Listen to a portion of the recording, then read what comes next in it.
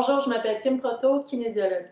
Aujourd'hui, ma vidéo s'adresse encore aux personnes qui doivent travailler en position assise devant l'ordinateur.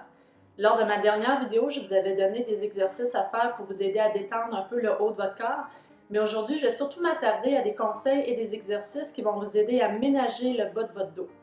On le répétera jamais assez, mais retenez qu'aucune position assise maintenue longtemps est bonne pour le corps. Ça, c'est un fait établi. Le fait de rester assis longtemps a des effets néfastes sur tous vos systèmes dans votre corps.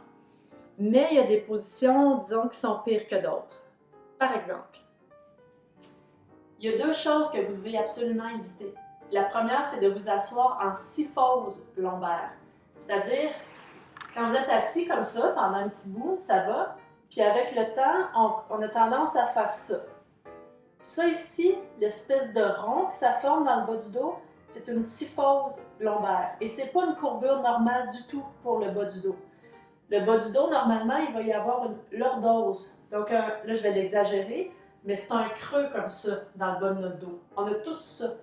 Mais si on va à l'envers de ce creux-là, en syphose, comme ça, on exerce une pression très importante sur les disques intervertébraux. Donc ça, c'est une posture à éviter absolument. Une autre posture à éviter est celle où vous êtes assis comme ça en bout de chaise avec le tronc incliné par en avant. Le fait de travailler plusieurs heures comme ça devient très exigeant pour les muscles du bas du dos de soutenir tout le poids de votre corps comme ça.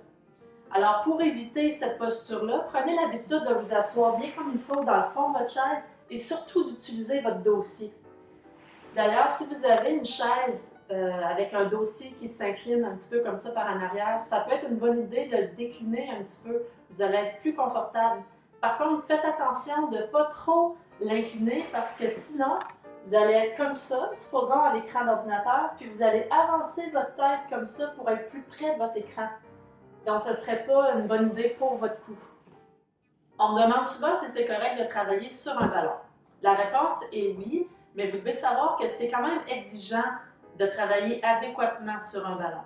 Ça demande une certaine endurance des muscles abdominaux et des muscles dorsaux, mais de le faire pendant de courtes périodes, ça peut être une très bonne idée pour justement entraîner ces muscles-là. Mais il faut que vous le fassiez comme il faut. La chose la plus importante à retenir, c'est encore une fois de vous assurer que vous conservez votre lordose normale. Le petit creux dans le bas de votre dos, il ne faut pas qu'il soit augmenté comme ça, mais il ne faut surtout pas qu'il soit diminué. Donc, si vous vous asseyez comme ça ne sert absolument à rien d'utiliser le ballon. Un bon truc, c'est de vous asseoir un petit peu en avant, comme ça. Parce que si pendant la journée, vous vous fatiguez, vous allez rouler les fesses vers l'avant, puis ça va vous faire tomber un peu par en avant. Alors ça, c'est un bon signe qui est temps de ne plus utiliser le ballon.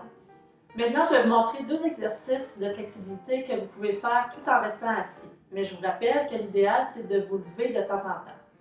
Le premier exercice vise un muscle fléchisseur des hanches. C'est un muscle qui est ici, qui s'appelle le psoas iliaque, qui, quand on va être assis pendant de longues heures et plusieurs jours, c'est un muscle qui va se raccourcir.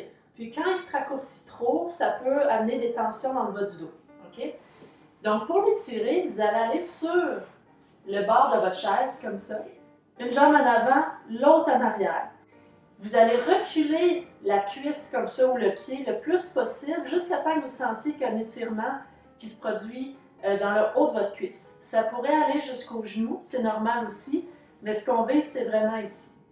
Évitez surtout de faire ça. Okay? Il faut vraiment engager un petit peu les abdominaux pour que malgré que ma cuisse recule, mon dos ne se cambre pas. Alors, vous reculez le pied comme ça, puis vous tenez la position une trentaine de secondes. Le deuxième exercice de flexibilité cible un groupe musculaire qui se retrouve derrière votre cuisse et votre genou, les ischio-jambiers. C'est aussi un groupe musculaire qui se retrouve en position raccourcie quand on est de longues heures assis et qui peut avoir un impact négatif sur le bas du dos. Pour l'étirer, vous allez vous asseoir sur le bout de votre chaise, une jambe allongée comme ça, l'autre réfléchie, puis vous allez vous pencher vers l'avant, mais votre but, ce ne sera pas d'aller toucher vos orteils. Okay? On voit ça souvent comme ça. Là. Votre but, c'est tout simplement, je vais le mettre ici, de vous pencher comme si la seule penture que vous aviez dans votre corps, c'était vos hanches. Alors, je me penche comme ça, sans permettre au haut de mon dos de se courber. Tout simplement, je tiens la position comme ça, 30 secondes. Et ça devrait tirer assez rapidement pour certains derrière la cuisse.